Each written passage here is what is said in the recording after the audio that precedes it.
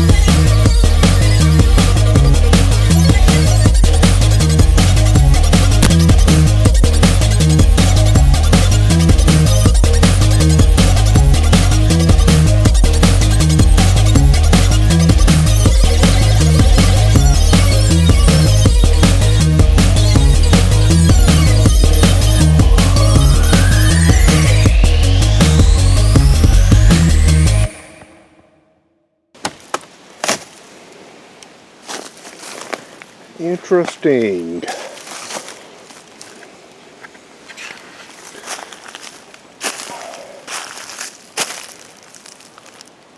So that's the well. Okay, let's go look at the mobile home.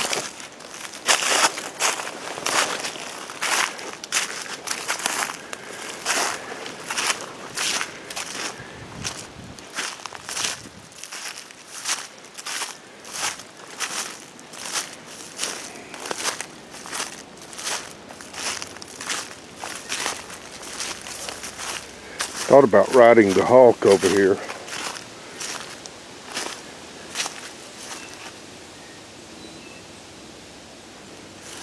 But it's It's a little bit too cold to do that today. I could have done it, but just didn't feel like it.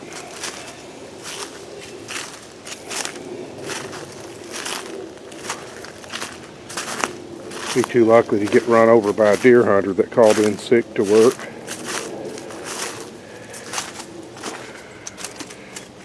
So anyway, interestingly, this looks like it's got an actual foundation, and at some point this was dug out to make a spot for it, and from the trees and stuff growing up here, it looks like that happened a long time ago.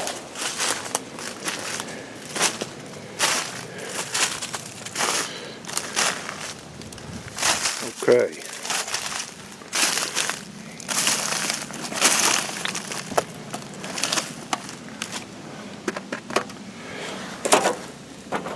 It's good to walk up along the stringer when you're coming across something like this.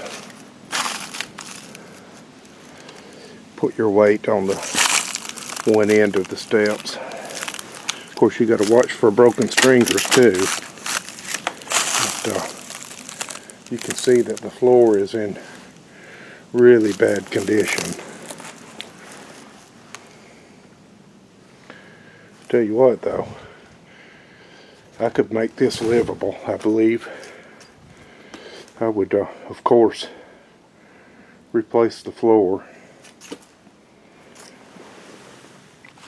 But it would be possible to make this livable.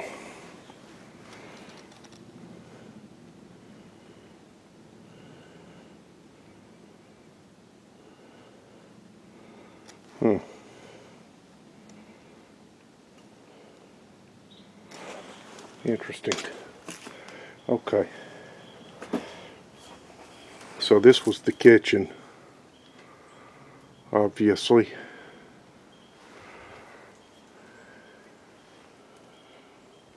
This is the first time I've ever been in here. In fact, I don't know if I had ever even come up here to the thing. I might have once a few years ago. That's a Social Security booklet. It starts with, now that your Social Security benefits have started.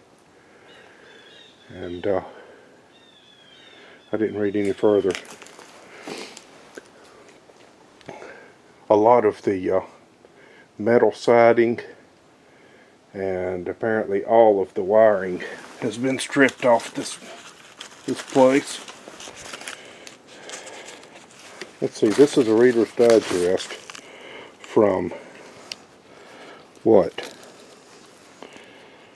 Okay, June 1995. So it's kind of old, but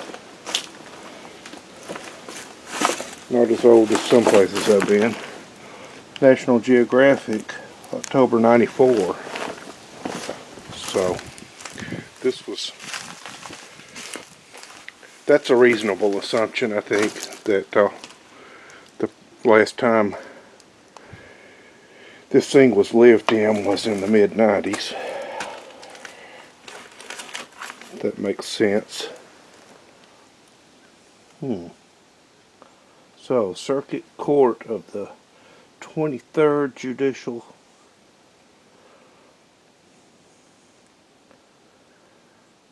a doctor versus a defendant who I'm not going to name.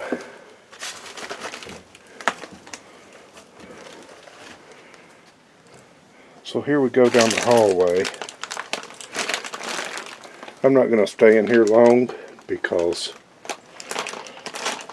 I don't want somebody coming along and messing with the Jeep while I'm back here. Plus,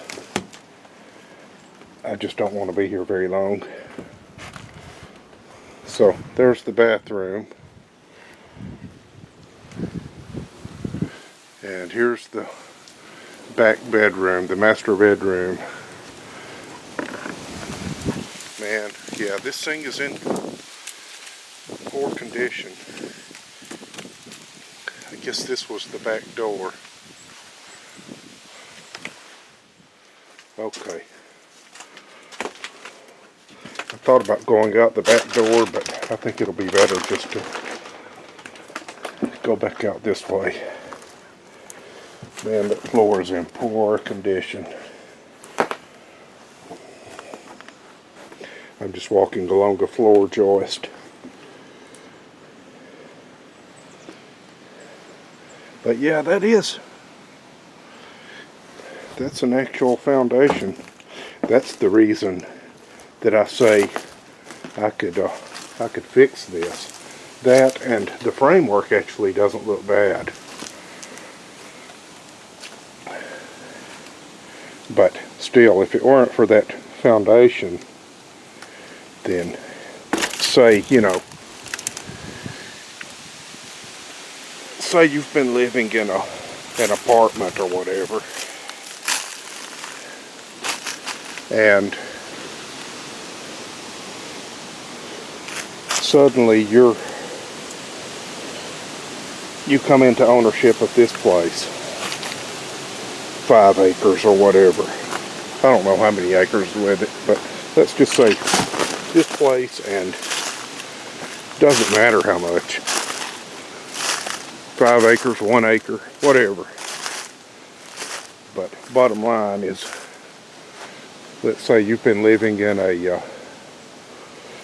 apartment in town, and you've been wanting to kind of get out into the boonies and be more self-sufficient, and you come into ownership of this place.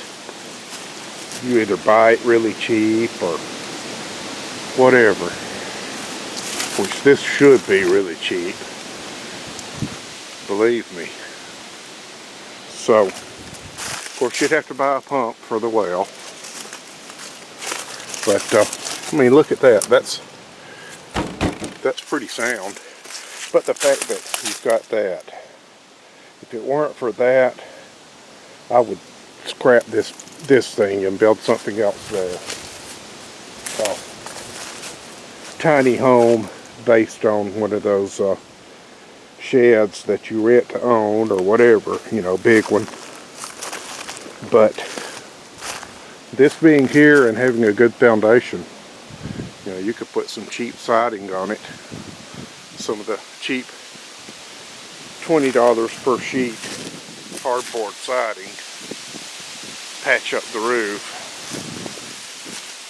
Buy some plywood or OSB subfloor, and anyway, you can make it livable.